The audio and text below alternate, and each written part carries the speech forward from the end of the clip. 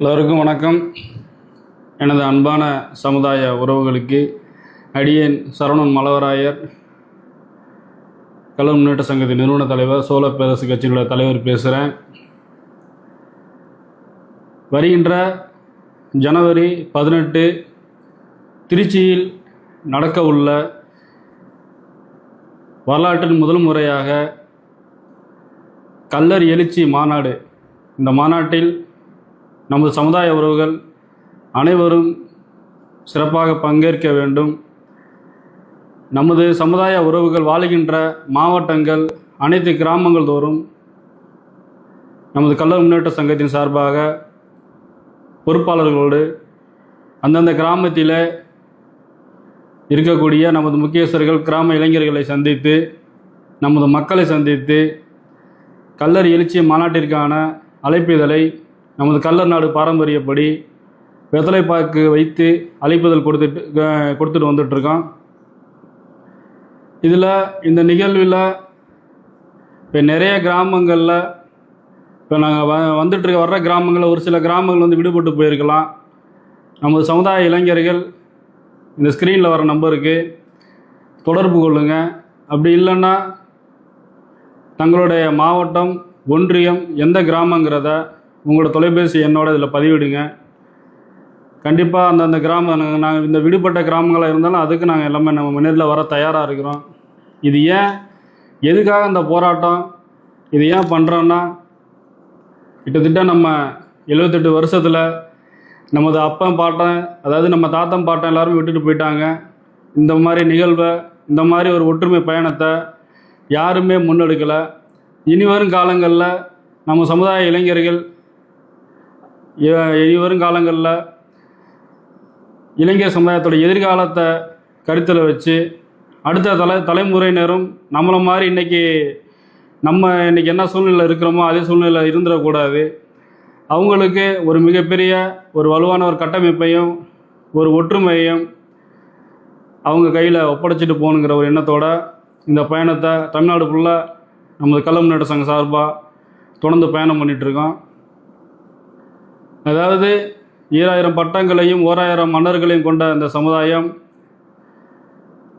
British ஆதிக்கத்தில் கிட்டத்தட்ட லட்சக்கணக்கான உயிர்களை தியாகம் செய்த அந்த சமுதாயம், ஆசிய கண்டத்தை புரட்டி போட்ட ஸ்ரீ கள்ளச்சோழன் ராஜராஜ சோழத்தேவன் வழிவந்த அந்த சமுதாயம் இன்றைக்கி பார்த்திங்கன்னா கிட்டத்தட்ட 78 வருஷமாக ஒரு ஒற்றுமை இல்லாமல், ஒரு கட்டமைப்பு, நமக்கான ஒரு கட்டமைப்பு இல்லாமல் இன்னைக்கு எல்லாருமே நம்ம அங்கங்கே பிரிந்து வாழ்ந்துட்டுருக்க சூழ்நிலை இருக்குது.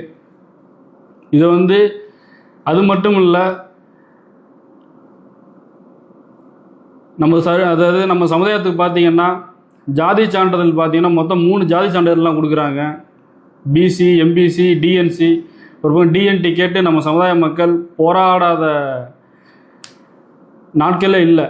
அந்த அளவுக்கு ஏன்னா டிஎன்டி நம்ம கைரேகை சட்டத்தில், இந்த கொடூர சட்டத்தில் பாதிக்கப்பட்டு வெள்ளைக்காரனால் அந்த சட்டத்துக்காக இன்றைக்கி எவ்வளோ கஷ்டப்பட்டுருக்கு நம்ம சமுதாய மக்கள்.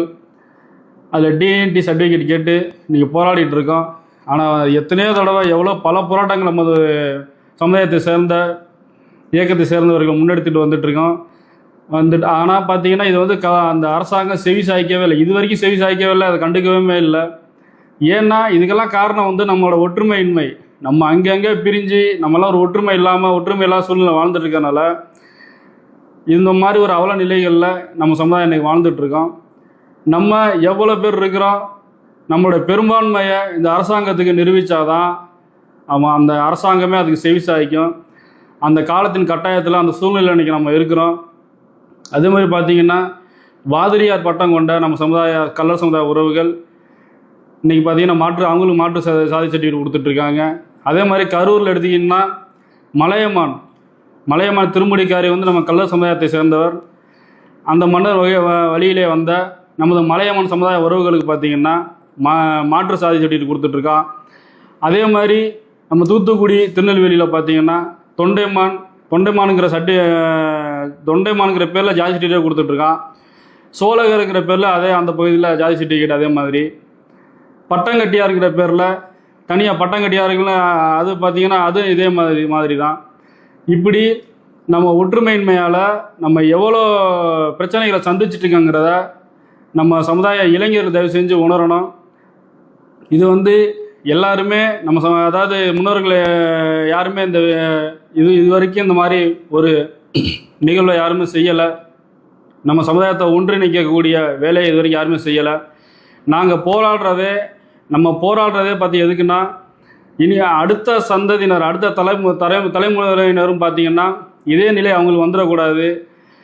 அவங்களுக்கு எதிர்காலத்துக்கு நம்ம இளைஞர் சமுதாயத்தோட எதிர்காலத்தை மனசில் வச்சு கண்டிப்பாக இப்படி ஒரு சமுதாயம் இன்றைக்கி இவ்வளோ பேர் இருக்கிறோங்கிற ஒரு பெரும்பான்மையை நமக்கு இந்த அரசாங்கத்துக்கு நம்ம காமிச்சோம்னா மட்டும்தான் நமக்கான இடஒதுக்கீடாக இருக்கட்டும், இந்த ஜாதி சர்டிஃபிகேட் பிரச்சனையாக இருக்கட்டும், அரசு அங்கீகாரத்தில், அதாவது அரசு துறையில் வேலைவாய்ப்புகள் இது மாதிரி இந்த இடஒதுக்கீடு இது எல்லாத்துலேயுமே நமக்கான ஒரு அங்கீகாரம் கிடைக்கும். அதே மாதிரி இளைஞர் சமுதாயம் அரசியலுக்கு வரணும். கண்டிப்பாக 78 வருஷமாக பார்த்திங்கன்னா நம்ம வெறும் ஓட்டு வங்கியாக மட்டும்தான் இந்த கட்சிகள், திராவிட கட்சிகள் நம்மளை பயன்படுத்திகிட்டு இருக்காங்க. நம்ம இளைஞர் சமுதாயம் அரசியல் அதிகாரத்துக்கு வர வேண்டும். இப்படி பல கோரிக்கைகளை முன்னிறுத்தி நமது திருச்சியில் நடக்கக்கூடிய கள்ளர் எழுச்சி மாநாடு மிக சிறப்பாக நடைபெறுவதற்கான அனைத்து வேலைகளும் நடந்து கொண்டிருக்கிறது. தமிழகம் முழுவதும் கிட்டத்தட்ட லட்சக்கணக்கான மக்கள், நம்ம சமுதாய மக்கள் ஒன்று திரள்ற நாள் ஜனவரி 18 திருச்சியில். அந்த மாநாட்டில் ஒவ்வொரு மாவட்டத்தில் இருந்தோம், ஒவ்வொரு ஒன்றியம், ஒவ்வொரு கிராமத்தில் இருந்தோம், நம்ம சமுதாய மக்கள் வாழ்கின்ற அனைத்து கிராமத்தில் இருந்தோம்.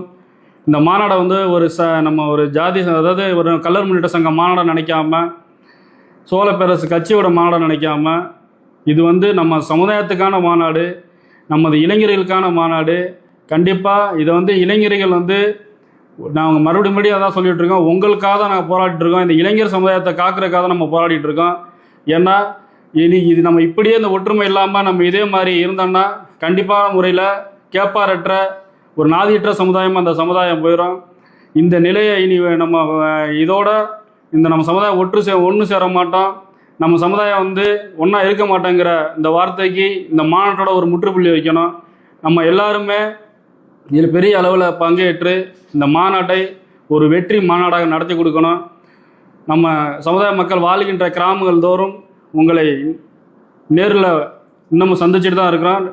வர நம்ம ஜனவரி மாதம் 18ஆம் தேதி வரைக்கும் நம்ம மக்கள் சந்திப்பு பயணம் தொடரும். இதில் நான் மறுபடியும் அதான் சொல்கிறேன், நம்ம நேரில் நாங்கள் எங்களுக்கு அழைப்புதல் வரல, எங்கள் ஊருக்கு வரல, எங்கள் கிராமத்துக்கு வரல, இந்த மாதிரி யாரும் குறை சொல்ல வேண்டாம். கண்டிப்பாக நான் மறுபடியும் தான் சொல்கிறேன், நம்ம இளைஞர்கள் எங்களுக்கு இந்த ஸ்க்ரீனில் தெரிகிற நம்பருக்கு கால் பண்ணுங்கள். அப்படி இல்லைன்னா நான் சொன்ன மாதிரி நமது மாவட்டம், ஒன்றியம், கிராமத்தை அதில் பதிவு பண்ணுங்கள், ஃபோன் நம்பர் பதிவு பண்ணுங்கள். கண்டிப்பாக எல்லா கிராமத்துக்கும் வர்றதான் நம்ம நோக்கம். அது நம்ம தமிழ்நாடு ஃபுல்லாக எங்கே இருந்தாலும் சரி, 10 வீடாக இருந்தாலும் சரி, 100 வீடாக இருந்தாலும் சரி, 2000 குடும்பமாக இருந்தாலும் சரி, எல்லா கிராமத்துக்கும் நம்ம நேரில் வரோம். நேரில் உங்களுக்கு அழைப்புதல் கொடுக்குறோம். இதை 10ஓட 11ஆ நீங்கள் நினச்சிடாம இந்த மாநாட்டில் நம்ம எல்லாரும் ஒன்று சேர்ந்து நம்ம சமுதாயத்துக்கான பெரும்பான்மையை நிரூபித்து இந்த அரசாங்கத்துக்கு, இந்த உலகத்துக்கு இந்த கள்ளர் சமுதாயம் எப்படிப்பட்ட சமுதாயம், இன்றைக்கி அன்னையிலேருந்து இன்றைக்கி வரைக்கும் பிரிஞ்சு தான் இருக்கோம், ஆனால் நாங்கள் எப்போவுமே ஒற்றுமை தான் இருப்போங்கிற அந்த ஒற்றுமை நிலைநிறுத்தி இந்த மாநாட்டை வெற்றி மாநாடாக வெற்றி பெற செய்ய வேண்டும் என்று நம் சமுதாய உறவுகளை, உங்கள் அத்தனை பேரையும் உங்களின் பாதத்தை தொட்டு கேட்டுக்கொள்கிறேன். நன்றி, வணக்கம்.